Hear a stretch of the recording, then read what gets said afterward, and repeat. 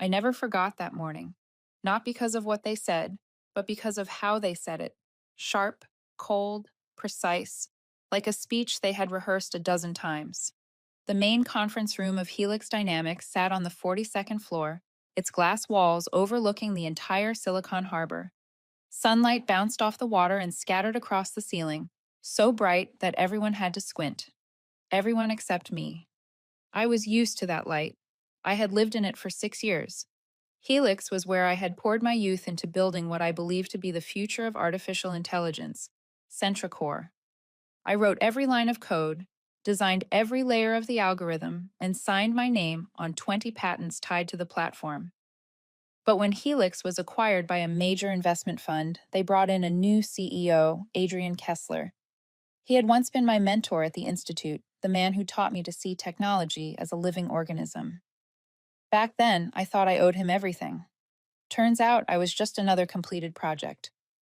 That morning, Adrian sat at the head of the table, his suit buttoned neatly, his black tie perfectly centered. When I walked in, he didn't look up. I knew what that meant. Everyone else did too, but no one spoke. The only sounds were the steady hum of the air conditioner and the projector's faint whirring. Adrian began without preamble. Helix Dynamics will proceed with a restructuring of the Strategic Research Division.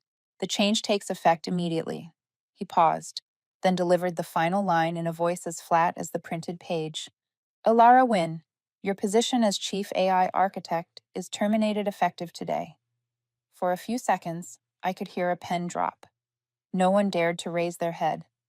I looked around the room, the faces of people I had worked alongside through countless nights, people I had defended through previous layoffs, now all staring down at their laps. I didn't feel anger, only emptiness. It was a strange sensation, like watching myself from outside my body, seeing another version of Alara being erased from that room while I stood still, silent. Adrian closed the folder in front of him, his movements so precise that I could hear the faint brush of paper against paper. You'll receive details from HR by the end of the day. We appreciate your contributions. That last sentence sounded like a line used to end a dull business lunch. No warmth, no sincerity. I shut my laptop and stacked my notes. No one looked at me, but I could feel their eyes, a mix of fear and pity. In my head, memories flashed like a reel, long nights in the lab, the clatter of keys, simulation screens glowing red when the system finally stabilized. Everything I once took pride in, now reduced to 12 simple words. I rose from my chair. The sound of the wheels turning made the entire room freeze. I walked slowly toward the door, my heels tapping against the wood floor. At the threshold, I turned back toward Adrian. He hadn't moved, still pretending to read his documents. I said quietly but clearly, "Watch me." Two short words dropped into the silence like a stone hitting calm water. No one spoke. I saw Adrian lift his head, a flicker of surprise crossing his face before he gave a small, dismissive smile, the kind of smile people wear when they think they've already won. I didn't answer. I simply pushed the door open and walked out. The hallway on the 42nd floor was long and bright. Each glass panel reflected my figure, a woman in a gray coat, laptop in hand, walking tall and composed. I saw myself in those reflections. Not broken, not angry, just steady. Something inside me shifted, sharp and certain. This wasn't the end. When the elevator doors closed, I caught a glimpse of Adrian through the narrowing gap. He was turning back to the table, saying something to the directors. A few gave awkward smiles, and others shook their heads. The doors sealed shut. Silence. Only the faint hum of the elevator remained. I exhaled, slow, deliberate, as if releasing a weight I'd carried for years. Strangely, I wasn't afraid. I felt free. Outside, the wind carried the scent of salt from the bay. I stopped on the front steps, watching people hurry past, umbrellas opening one by one as a thin drizzle began to fall. I pulled my coat tighter and gripped my bag. Inside it, the hard drive containing the original machine learning models of CentraCore. The only thing I took with me, besides my self-respect. I turned into a small cafe on the corner, ordered a black coffee, and sat by the window. Through the glass, the Helix building stood tall, the 42nd floor still glowing as if nothing had happened. I opened my notebook and flipped to the last page of my old contract, the one I'd kept a copy of. A small line in the appendix made me smile. In the event of leadership change or project termination, technical ownership shall revert to the original architect. No one at Helix ever asked why I added that clause.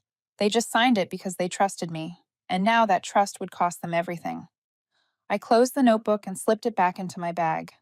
Outside, the rain grew heavier. Droplets streamed down the window like falling lines of code. I thought about my last words, "Watch me," and realized it wasn't just defiance. It was a promise. I didn't yet know where I'd go next, but I knew one thing for certain. I still held 20 patents, and Helix had just handed me back full control of them. I stood, left the cafe, and walked into the rain. It was still falling, bright, cold, and full of the quiet potential of a brand new beginning. I left downtown when the sky had already turned gray. The coastal road was cold and empty this season, lit only by the port lights shimmering across the dark water. I drove back to my small apartment in the Southern District, the place I still called my second lab. No one knew I lived there, not even my closest colleagues at Helix. I used to think I kept my address secret for privacy, but now I knew it was the smartest thing I had ever done. I turned on the lights. The apartment came alive with shelves stacked high with blueprints, notes, and rows of hard drives labeled by year. Beside my computer sat a small cactus I had planted when I was still a young engineer. It had grown almost to the size of my hand. It survived even when I forgot to water it for weeks. Maybe I would too. I opened my laptop. Dozens of notifications appeared, news about Helix dismissing strategic positions to optimize performance, followed by comments on tech forums. No one mentioned my name, only vague guesses under anonymous accounts. Maybe Alara Wynn refused the commercialization direction. People always guess. They never understand. My inbox was full of unread messages. There were bland check-ins, awkward apologies from former coworkers. I scrolled down and stopped at one name, Logan. He had been my lead tester, the only one who ever dared to challenge me about data structures. His message contained just 3 words: "They're looking for you." I typed back, "Who?" But the cursor kept blinking without a reply. A minute later, an anonymous email arrived. No subject line. The message was a single sentence: "You built the key. They're already looking for it." I stared at the glowing text on the screen, my pulse pounding, my mind blank for a few seconds. I got up and paced the room. No one but me knew Centricore had 2 layers of ownership. The first belonged to Helix, the one they flaunted to investors. The second, deeper one, sat under a separate legal entity I had formed 3 years earlier when the board began interfering with the company's direction. Redline Research, a name no one remembered except me and the lawyer I hired to sign the paperwork. I hadn't hidden it. The clause was clearly stated in the appendix. No one at Helix ever bothered to read that far. I poured myself a glass of water. My hands were still shaking. Back when I worked there, I'd often hear Adrian say, "I don't need to understand everything. I need results." That line sent chills down my spine every time I recalled it. He never understood that technology isn't just about results. It's power. And I was the only one who still held the key. I opened my archive folder and pulled up the contract signed on August 14th, 3 years ago. The final line appeared thin as a thread across the page. In the event of leadership change or project cancellation, all patents and copyrights shall remain with the original architect until reintegration. I read it 3 times, each word glowing brighter. Under the lamp. Part of me felt relief. The rest tightened with dread. I didn't know how Helix would react if they discovered the truth. They might sue, accuse me of theft, but they couldn't deny what they had signed. I needed to be careful. The phone rang, sharp and sudden. Unknown number. I let it ring 3 times before answering. Alara Wynn? A male voice, rough and low.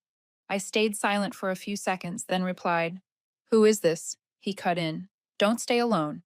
They're discussing a data search on you." Then the line went dead. I sat motionless for a long time. Adrian's face appeared in my mind, that polite yet cutting smile. I knew he wouldn't stop at firing me.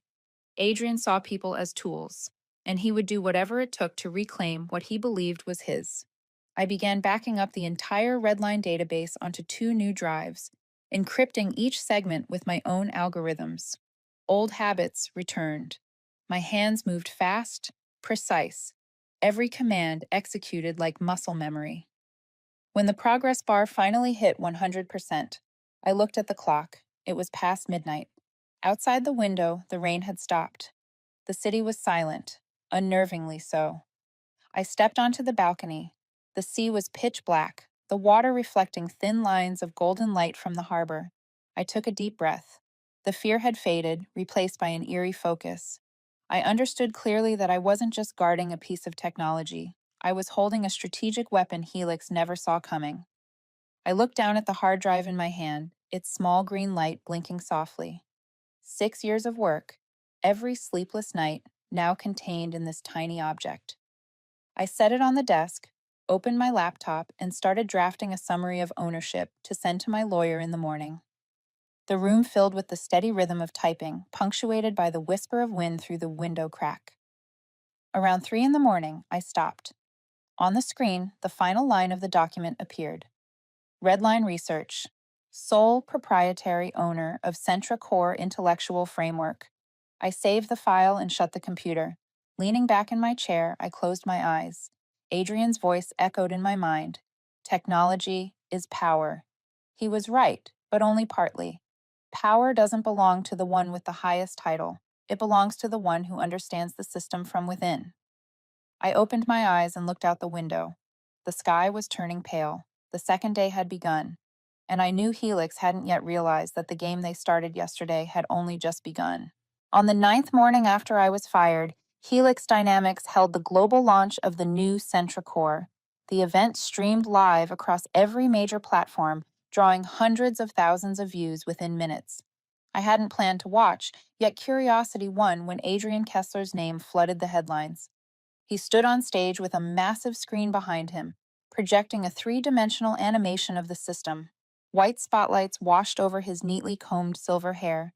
His voice carried through the speakers, steady and full of confidence. The future of Helix, he said, has entered a new chapter. With the updated version of CentraCore, we will redefine what artificial intelligence automation means. Applause burst from the front rows where investors and government officials sat upright, waiting for their show. I stared at Adrian's face, remembering how he once said those exact words 3 years ago in the lab when I was still the only one writing code. The difference was, back then, his word actually meant something. Now it was just an empty shell. I told myself not to care, but when he stepped toward the control panel and pressed the activation key, I froze. The screen flared bright. Charts began to move, then abruptly stopped. A short beep echoed. A faint line of text appeared in the corner of the screen. License authorization expired. The entire hall fell silent. Adrian's brow twitched. He forced a smile and gestured for calm. Into the microphone, he said, "Just a small glitch. 2 minutes." Yet 2 minutes passed, then 5, then 10. The screen remained frozen, that sentence glowing sharper under the stage lights. I tilted my head slightly, realizing my lips had curved into a quiet smile. They were running on the very platform I had locked 8 days ago, the one bound to Redline's ownership clause. Naturally, the system could not launch without the original key. And that key was mine. On the broadcast, the audio crackled. A technician rushed up and whispered something to Adrian. The camera zoomed in close, sweat beading on his forehead. An operations director tried to mask his panic, but the microphone caught his voice. "We can't access it. All licenses are invalid." The line slipped into the live feed and spread across social media within minutes. I sat back on the sofa watching the screen, taking a sip of cold coffee. Part of me wanted to laugh. Another part felt heavy. I had dreamed of seeing CentraCore introduced to the world, just not like this. My creation was being humiliated by the same people who once called me indispensable. The broadcast was cut midway. When it returned, Adrian was trying to regain control. He spoke in his practiced calm. "We've identified the issue, a minor authentication module error. Nothing serious. But everyone in the industry knew better. There was no such error that could simultaneously expire every license. That only happened when root authorization was revoked from the top." I opened my computer. and logged into the old internal network. To my surprise, I still had access. Someone in IT must have forgotten to delete my account. The team chat window glowed. Logan's message popped up. Elara, what's happening? The system shows a global license error. I didn't answer. Another message appeared from Priya. They say the whole team's getting fired. We've been locked out of the servers. I read their words, then typed slowly, Stay calm. It's not your fault. Then I signed out without waiting for a reply. Outside the window, the afternoon light was fading. From my apartment, I could see the Helix Tower glowing in the distance, blazing like it was burning itself with its own neon. Inside, I could almost picture Adrian yelling into a phone, his tie crooked, voice hoarse with anger, eyes darting from person to person like every one of them was to blame. I reopened the ownership file and scrolled to the line bearing his signature. Approved by CEO, Adrian Kessler. That signature now looped around Helix's throat like a tightening rope. I hadn't meant to destroy them. I simply refused to let them steal what wasn't theirs. They had done this to themselves. By evening, the headlines flooded every feed. Helix Dynamics suffers a major technical failure during the global launch. Centracore offline. Investors in panic. Helix shares plunge 40% in 3 hours. I read each line, feeling no thrill of revenge, only a quiet ache. I knew too well what the engineers still there must be feeling, the helplessness, the fear. They didn't deserve to be caught in this war. My phone buzzed. A new message, no name attached.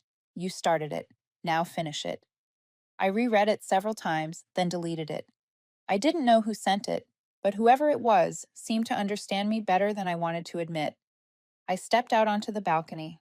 The city glowed below, the sea calm and unaware that a giant corporation was crumbling piece by piece. The wind rose, carrying salt and mist. I closed my eyes and listened to the waves crash against the rocks. The feeling of victory wasn't sweet, it was sharp, cold, metallic. But I knew this was only the beginning. Adrian would never accept defeat. He would strike back. And when he did, I had to be ready.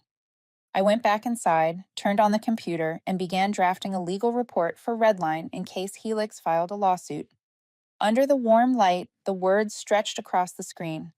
Outside, the night grew thick. Only the blue glow from my monitor lit my face. A new chapter was beginning. For both of us, there was no turning back. The next morning, I woke as pale light slipped through the thin curtain. I hadn't slept at all. My mind kept replaying the image of Adrian on that stage, trying to salvage a launch that had already collapsed. The headlines filled every feed. The biggest system crash in AI history. Helix Dynamics is suspected of losing ownership rights. I didn't feel joy, only a heavy quietness closing in.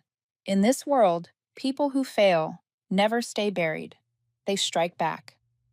When I finished brewing coffee, there was a knock at the door. A man in a black suit and silver glasses stood in the hallway holding a leather briefcase. Elara Wynn, he asked, his voice low and firm.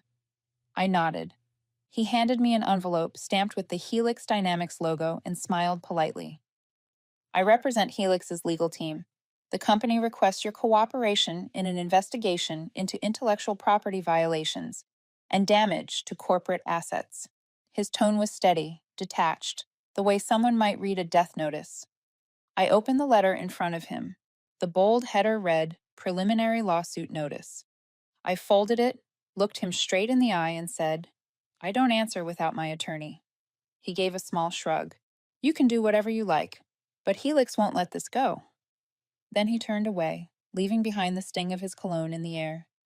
I stood still for a moment, then let out a quiet laugh. The war had officially begun.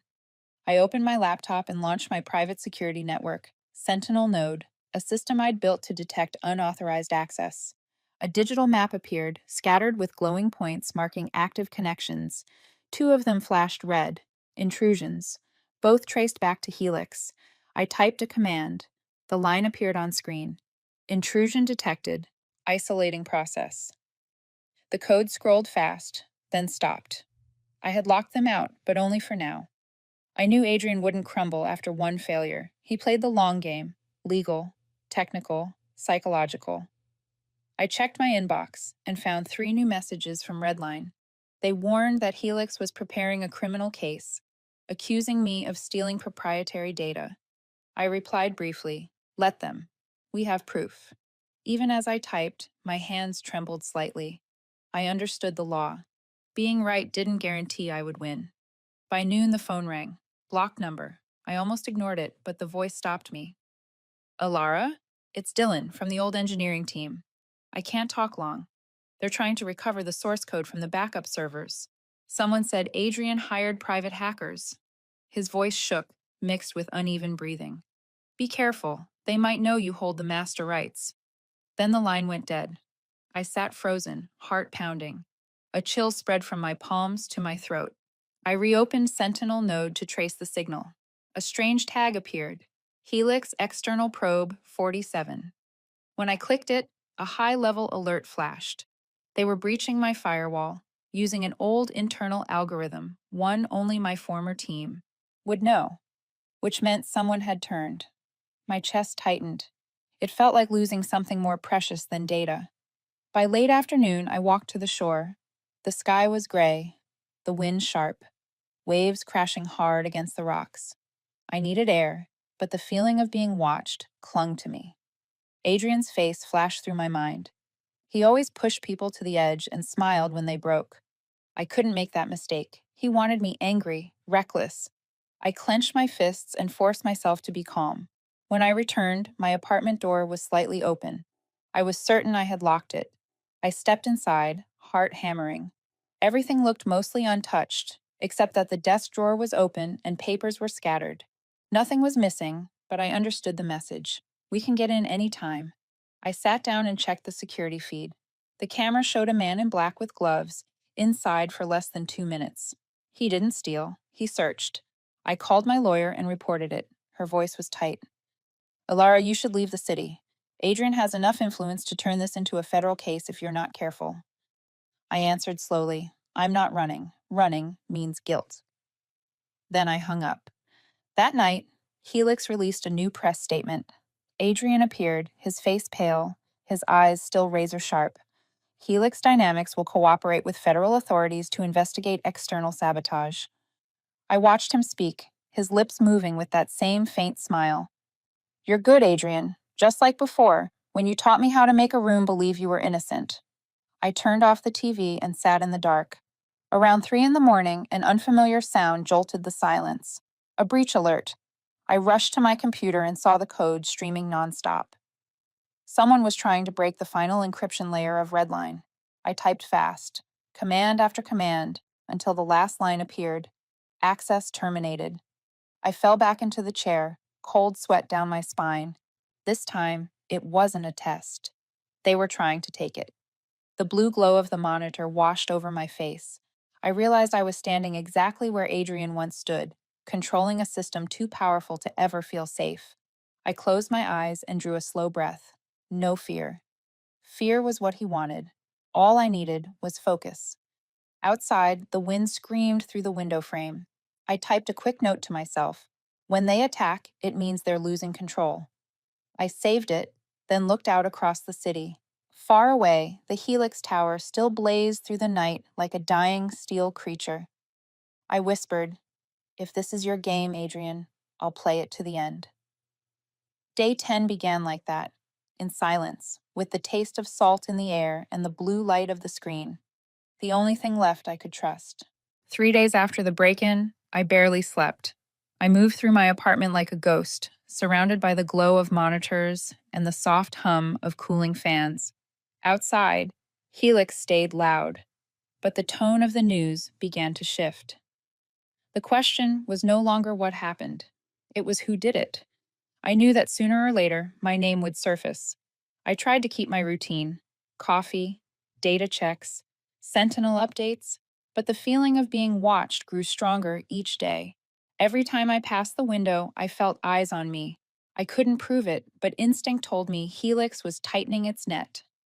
That afternoon, a package arrived with no sender listed. Inside was a small black flash drive, unmarked.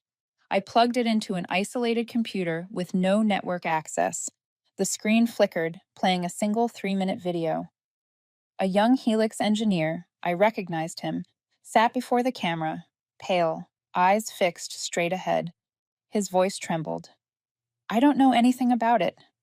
I was just following orders. Please, I have a family. Then another voice, deep and cold, spoke off camera. You helped Win store the data. We have proof. The video ended there. No screams, no sound, just silence stretching into nothing. I stared at the screen, a chill crawling down my spine. I knew him, Nathan, the one who used to bring sandwiches to the lab at 3 in the morning. My throat went dry. If Helix was interrogating its own staff, it meant Adrian had started playing dirty. I shut the screen and sat motionless. In my mind, I saw Adrian by the glass wall of his office, a glass of wine in hand, watching the city below. He used to tell me, "To survive in this world, Ilara, don't feel too much." I had once believed him. Now that very detachment made me sick. That night, I couldn't focus. I sat by the window watching the lights reflect on the water. Guilt looped endlessly in my head. I had saved my work, yes, but maybe I had also put others in danger. Logan, Priya, Dylan, Nathan, they were all people who just wanted to do their jobs. I had left them in the fire I started. I wondered if I had gone too far.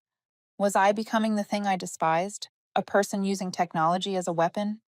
In the dark, the wind through the window crack sounded like a whisper from my conscience. Around midnight, the phone rang. Unknown number. I hesitated before answering. Alara Wynn? A man's voice, calm and familiar. You might not remember me. I'm Miles Carter. I froze. Miles had been Helix's head of R&D, dismissed by Adrian after he opposed the mass layoffs. I heard Helix is hunting you, he said, and I'm guessing you're not running. I gave a dry laugh. You guessed right. I've got nothing left to lose. Miles was quiet for a moment. Wrong, he said softly. You have what they can't buy. Time and intellect. Don't waste it on revenge. They'll collapse on their own if you stand still long enough. I didn't answer. On the other end, the wind hissed through his mic, like a distant warning. I want to help you, he said, his tone sincere. I'm running a small company now, Varion Technologies. We have something you need, a way to protect your work without destroying anyone. I sat there, listening, my thoughts tangled. His words felt like a thread pulling me back from the spiral. After the call ended, I stayed still for a long time. Thunder rolled from the sea. The lamp flickered, reflecting my face on the dark screen. I studied my own eyes, sunken, tired, but within them something had returned. Clarity. I opened the old Helix files. Buried deep in the archives, I found a note Adrian had written back when he was still Chief Technical Officer. No one can control a system they don't understand. He had been right and wrong. I understood it better than anyone, enough to know when to stop. I ran a full sentinel scan. The report came back clean. No intrusions detected. For the first time in days, my chest loosened. I powered down and leaned back. In my mind, Miles's words echoed, "Don't destroy anyone, just rise above them." I closed my eyes, letting the ocean breeze slip through the window. I thought of the early years, when Adrian had been my mentor. He used to say, "The real power of technology isn't control, it's transformation." I smiled faintly. Maybe he never understood that phrase the way I do now. When I opened my eyes, the sky was brightening. The first rays of sunlight touched the keyboard, scattering silver lines across the steel surface. I knew I had made my choice. I wouldn't run, I wouldn't retaliate, but I also wouldn't let them destroy what I had built. I'd find another way, a place where technology could exist for its true purpose. I stood and opened the window. The sea was still rough, but the sky had cleared. I breathed in the cold air, feeling it expand inside my chest. The fear was still there, but it had changed shape, no longer a weight, but a drive. Day 11 began that way, in the pale light of dawn, with pain still lingering but resolve finally clear. I knew I was stepping out of the shadows, not for vengeance, but for freedom. The next morning, I left my apartment. The sky was heavy with gray clouds, and the air carried a faint trace of salt from the sea. I hadn't stepped outside in 3 days, but something about this morning pushed me to move. Miles had sent me an address, a small cafe near the old harbor where, as he put it, the signal was never strong and people tended to speak more honestly. I knew he'd chosen it for safety. When I walked in, the bell over the door gave a soft chime. Only a few people sat inside. Most of them were dock workers. Miles was in the far corner, his back to the wall, the window light casting pale lines across his face, worn but steady. He smiled when he saw me, an expression both warm and cautious. "Ilara Wynne," he said. "You survived the storm." I took a seat across from him and answered simply, "Because I learned not to trust anyone." For a while, silence filled the space between us, broken only by the sound of a spoon stirring in a cup. Finally, Miles spoke. "Helix is losing control. They need someone to blame, and you're the perfect candidate." I nodded. "I know." They already came to my door, his brow furrowed. "I've heard they hired an independent security firm. You don't have much time." I gave a faint smile. "Did you come here to scare me?" "No," he said quietly. "I came to ask you to walk away from the game." Miles turned his tablet toward me. The logo of Virion Technologies glowed on the screen. I knew the name, a rising startup in clean energy. "We're building a decentralized AI framework," he said. "An open system not owned by any corporation. I want you to lead it." I frowned. "You want me to sell my work?" He shook his head. "I want you to free it." I studied him, uncertain. "You know what I have?" Miles nodded. "Centra Core. I know you still hold the real license key.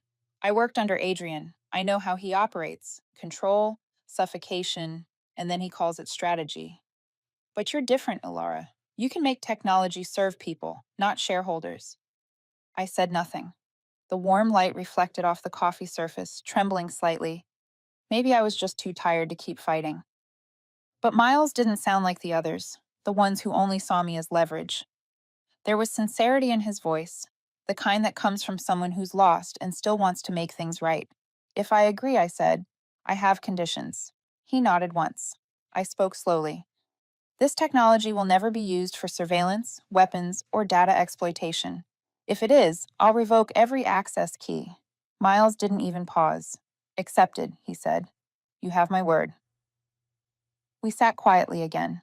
Outside, the rain began to tap against the metal roof. I looked out the window, feeling something inside me loosen, maybe relief, or just the fragile sense of being seen. For the first time in years, someone wasn't looking at me like an asset, but like a person who still had worth. Before I left, Miles said, "I don't need an answer today, but if you want to end this the right way, come join us. You know Helix won't stop." I nodded, but made no promises. As I stepped out, the wind carried the sharp metallic scent of an approaching storm. I knew I had crossed a threshold, not just surviving anymore, but trying to save what I had built. That afternoon, back at my apartment, my thoughts kept circling. I opened my laptop and rechecked the Redline ownership contract. The final line was still clear. All intellectual rights remain with the original architect until reintegration. I read it over and over, then opened a blank document and typed, "Memorandum of Understanding with Virion Technologies." When I finished, I looked out the window. Rain poured down, blurring the city lights. Adrian's face came back to me, his smug smile the day he fired me, his cold voice echoing, "You're a good tool, but every tool gets replaced." I whispered, "No, Adrian. I'm not a tool anymore. I'm the source." A notification pinged, an email from Miles. "Virion is ready. You just have to say yes." I sat staring at the screen, feeling like I was standing before a path I had never imagined. I could keep hiding, or step back into the light, this time for a different reason. I typed a single line, "I'm in." But I want full control of the core code. After I hit send, I closed my eyes. The wind slipped through the window crack, cold, but somehow kind. For the first time in weeks, I felt no fear. I stepped out onto the balcony. The rain had softened, the air fresh and clean. Far away, the Helix Tower still glowed, its white light cold as steel. I watched it for a long time. I wasn't angry anymore. I just knew one simple truth. Every empire falls, not because of its enemies, but because of its own hunger. I turned back inside and shut the laptop. The dark screen reflected my face. Calm, steady. Maybe I hadn't won, but I was no longer losing. Day 12 ended that way, with a meeting, a silent handshake, and a small decision that carried all the freedom I had once lost. 3 days after I'd agreed to partner with Virion, Sentinel sent its first alert. Unauthorized access detected. Source: internal helix. I froze. They were still trying to reclaim control, even after multiple failed attempts. But this time was different. The data showed someone using my old ID code. It could only mean one thing: an insider. I opened the monitoring panel. Code streamed down the screen like veins of light. The connection rate spiked so fast I had to shut down all external networks to avoid trace detection. I sat still, listening to the fan's sharp whir. My pulse pounded, but my mind was clear. They were sending decoy pings, an old trick to bait my real location. Adrian wasn't stupid, just arrogant enough to think I'd slip. I fired a counter command and activated the secondary firewall. The screen flashed. Access blocked.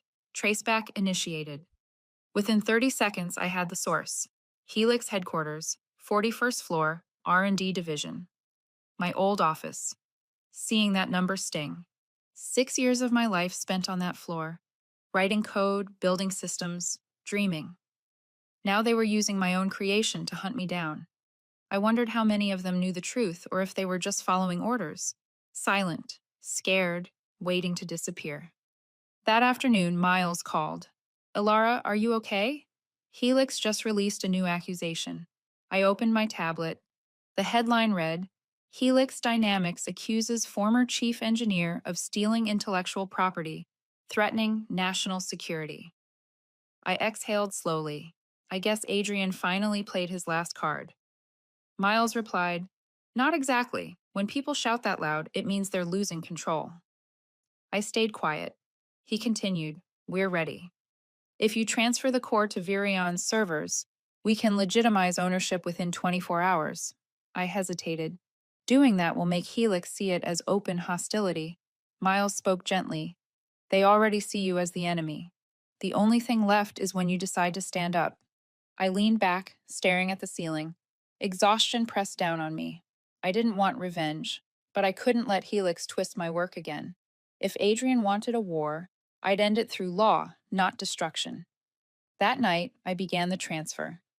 The full Redline dataset moved to Virion's encrypted network, a process that took 3 hours. When the progress bar hit 100%, I felt my chest ease. It was the first real step toward reclaiming everything I'd built. At 3 in the morning, an anonymous email arrived. The subject line said only, They know.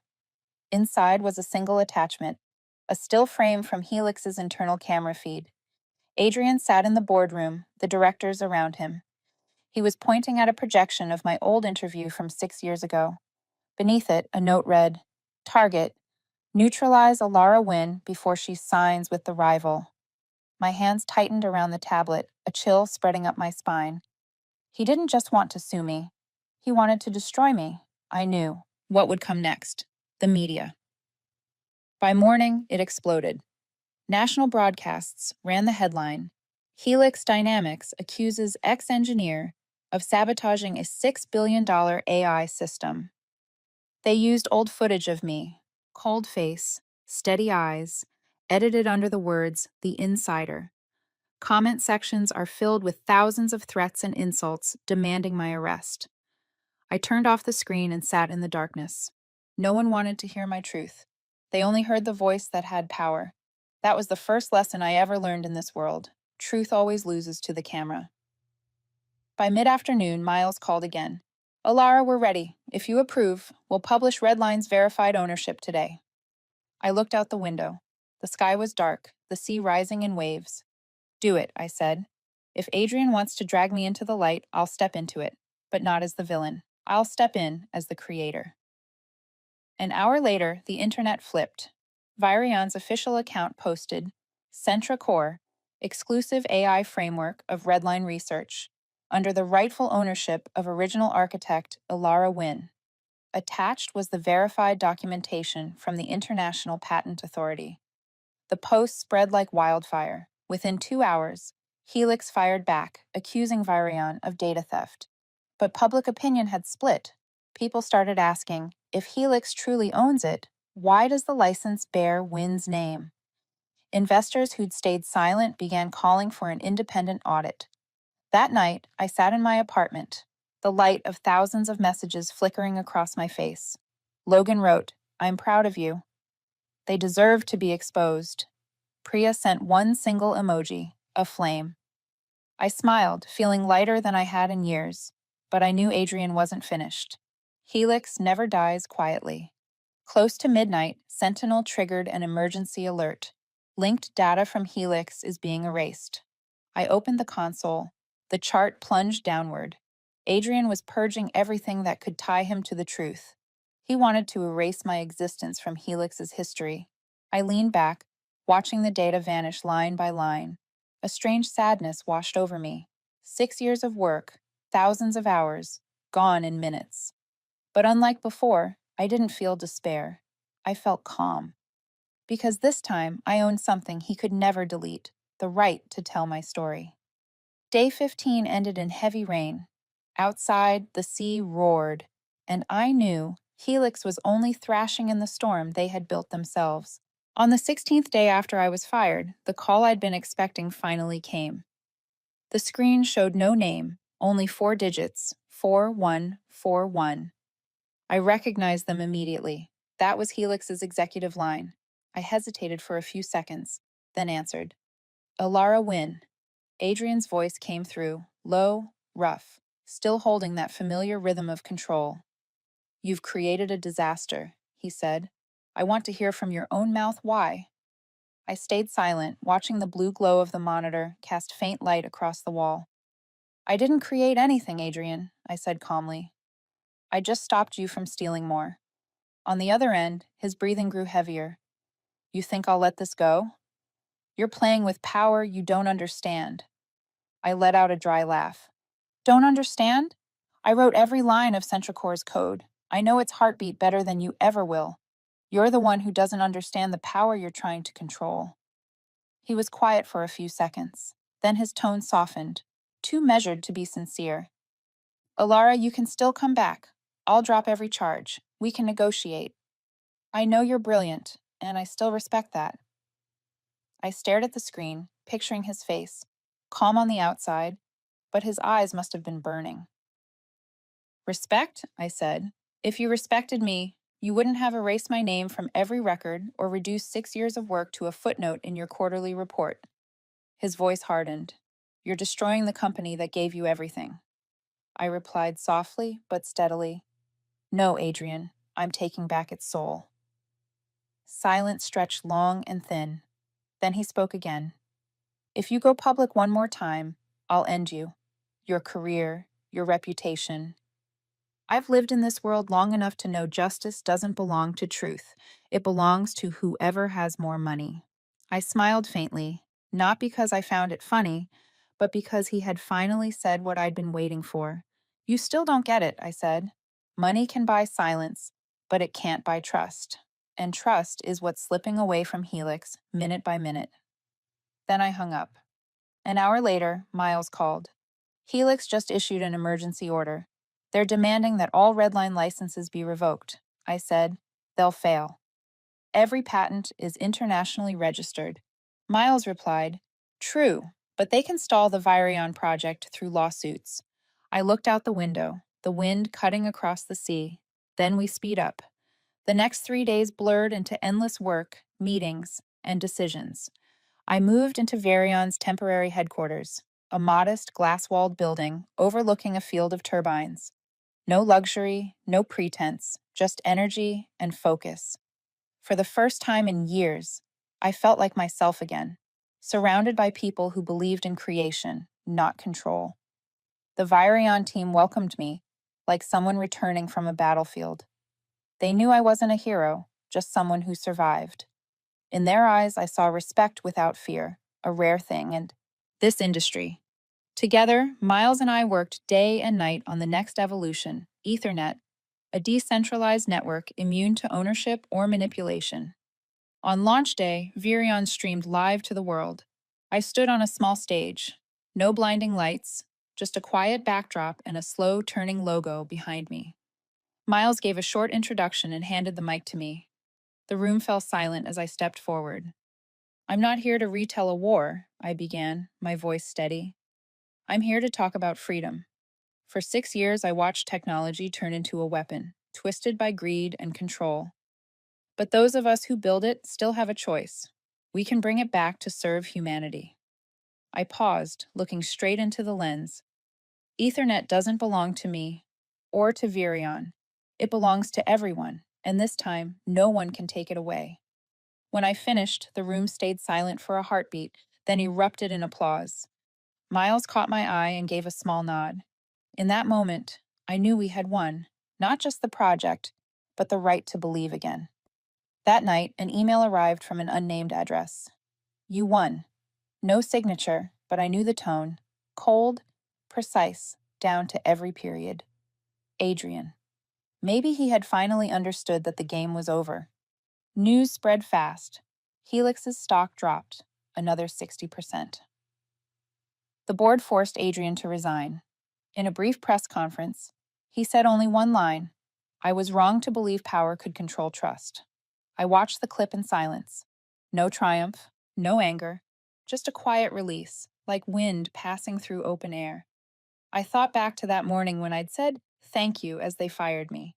If I'd shouted or broken down like so many others, I might have vanished like them. But that single word, thank you, had kept me calm long enough to reach this day. As the sun set behind the wind farms, I stepped onto the balcony. The air whipped through my hair, carrying the scent of salt and metal. Far off, the sea glowed red under the last light. I replayed it all: the humiliation in that conference room, the lonely nights by the desk, the call from Miles, the quiet handshake, and now, the stillness of victory. I no longer belonged to Helix or to any company. I belonged to the path I had chosen, where technology and humanity no longer stood on opposite sides. Day 20 ended like that, with no smoke, no noise, only a clean, unshakable truth. I had taken everything back, not through force, but through truth itself. 14 days. Only 14 days since I was fired in that freezing glass room. Such a short span that if someone told the story, no one would believe it was enough time for a person to lose everything and take it all back. But I knew better. Every hour, every minute of those days had been carved into me like a scar that would never fade. This morning I woke early, sunlight spilling across my new apartment on the coast. The sound of waves in the distance was steady, like a heartbeat. Standing in front of the mirror, I saw my face without tension for the first time in weeks. I tied my hair, slipped on a light coat, and stepped outside. No security, no cameras, just me, the road, and a calm light that felt, finally, no longer hostile. As I walked along the shoreline, my phone rang. Miles. He didn't waste words. Ethernet has been officially approved. We're recognized as the world's first open AI network. I stopped, letting the wind brush against my face. No cheers, no tears, just a stillness spreading through me. Good, I said. Now it truly belongs to everyone. I sat on the stone steps by the sea. Everything replayed like a slow film. The meeting at Helix, Adrian's cold eyes, the first night I caught their intrusion, the call from Miles, the small stage where I spoke about freedom. Each moment had been a stone I once tripped over, but now, together, they formed the path that led me here. I opened my laptop and checked my inbox. Hundreds of emails, interview requests, collaboration offers, apologies from people who had once stayed silent. But my eyes stopped on one name: Adrian Kessler. Subject line: the last time. I hesitated, then opened it. Win. You won. I'm not writing to justify myself, only to admit that I forgot what mattered most, why I started. I thought I was protecting Helix, but I was only protecting my ego. You did what I couldn't. Let go. Keep the technology safe. Don't let it fall into the hands of people like me. AK. I read it several times, then closed the laptop. There was no hatred left in me, only understanding. I had once despised him, But now I saw a reflection of my own past, a person who once believed control was the only way to protect what they created. That afternoon, I returned to Virion's office. Miles and the engineers were waiting. On the wall, a large screen glowed with a single message: Ethernet V190 live. Beneath it, a global map shimmered with thousands of connection points spreading across continents. I watched them like stars. It's begun, Miles said softly, as if afraid to disturb the moment. I nodded. And this time, no one can erase it. He smiled. You just ended a war without firing a single shot. I answered. I only needed time. 14 days. The room filled with quiet laughter. No one said more. We just watched the lights moving across the map, witnessing the birth of something new. When the screen dimmed, Miles turned to me. What will you do next? I paused for a moment. I think I'll leave the city for a while. This technology doesn't need me anymore. It'll grow on its own. I want to live for real, not through a screen. He nodded, no questions asked. That night, I went home. The sea was calm. I sat by the window, watching the lights of distant boats flicker like drifting embers. I pressed record, not to send anyone, but to keep for myself. Day 14. I, Alara Wynn, left Helix, lost everything, and found it all again. I didn't seek revenge. I simply kept my promise that technology should never betray humanity. I think of those who walked beside me: Logan, Priya, Nathan, Miles. I think of Adrian, who forced me to choose between anger and freedom. And I chose freedom. If anyone hears this, remember, power can be stolen, reputation can be destroyed, but knowledge, once shared, never dies. I stopped the recording and saved the file under a single name. 14 days. A memory. A reminder. When the clock struck 11:59, I turned off the lights. The city still glowed, but I wasn't afraid of its brightness anymore. Somewhere out there, young engineers were writing the first new lines of Ethernet, believing the world could change. I smiled. Outside, the wind rose, carrying the scent of salt. I stepped onto the balcony and looked up. The clouds had cleared, and the moon was out. My shadow stretched long across the cold floor. I whispered, barely audible, "Thank you for firing me, not out of spite, but truth." Without that day, there would be no me today. I breathed deep and closed my eyes. For the first time in months, peace felt real. No data, no meetings, no one left to prove anything to. Just me. A person without title, without power, but free. And that's how the story ends. Not with applause, not with vengeance, but with the quiet beauty of someone who rose from the ashes, carrying the simple belief that sometimes the strongest thing we can do is begin again. 14 days. One nod. One new life.